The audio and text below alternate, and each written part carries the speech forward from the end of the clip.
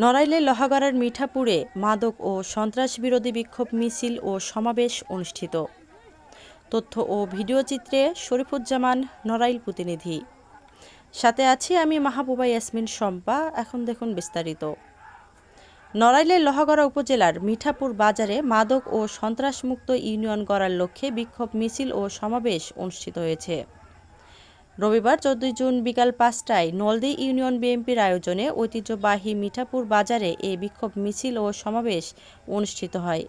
মিছিলটি মিঠাপুর বাজারে প্রধান সড়ক প্রদক্ষিণ করে।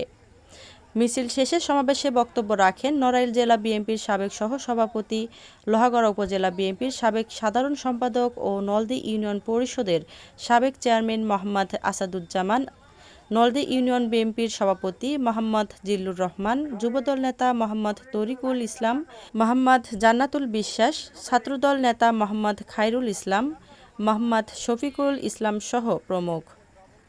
মানববন্ধনে বিএনপি ও অঙ্গ সহযোগী সংগঠনের নেতৃবৃন্দ সহ বিভিন্ন শ্রেণী পেশার মানুষজন উপস্থিত ছিলেন। মানববন্ধনে বক্তারা বলেন, নলদী ইউনিয়নে মাদকের ভয়াবহ আকার ধারণ করেছে। পুলিশ প্রশাসনের নাকের ডগায় দেদারসে মাদক বিক্রি করছে মাদক কারবারিরা। এতে করে বাড়ছে মাদক সেবী ও কারবারির সংখ্যা। বক্তারা মাদক কেনাবেচা বন্ধে পুলিশ প্রশাসনের সহযোগিতা কামনা করেন। মানববন্ধন শেষে একটি বিক্ষোভ মিছিল নলদী ইউনিয়নের মিঠাপুর বাজারের প্রধান সড়ক প্রদক্ষিণ করে। ওই ওই নায়েব অফিসের অর্থ লুণ্ঠন করার জন্য ওরা চাকরি চলে যায়। পরবর্তীতে বর্তমান উনি ছেলেকে বিবাহ দেবে বলে আজকে উনি সেই মেয়েকে উনি কিন্তু আবার বিয়ে করে নিয়েছে। এই হলো জামাত ইসলাম।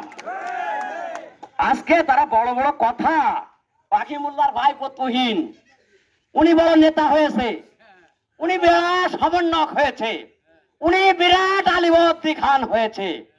তুহিন আজকে 5 তারিখে পরে আমি স্পষ্ট ভাষায় বলতে চাই, আগস্টের 5 তারিখ পর দেশ যে সময় স্বাধীন হয়, স্বৈরাচার থেকে মুক্ত হয়, তুহিন খুলনায় রাজনীতি করত ছাত্র শিবিরের সঙ্গে রাজনীতি করে 5 তারিখের পরে সে নলদীতে অবস্থান করে। ওর কাছে একটা শটগান ছিল, যে শটগানটা নলদী ইউনিয়নের বিভিন্ন এলাকায় সে বিচারণ করেছে। ঠিক কিনা বলেন?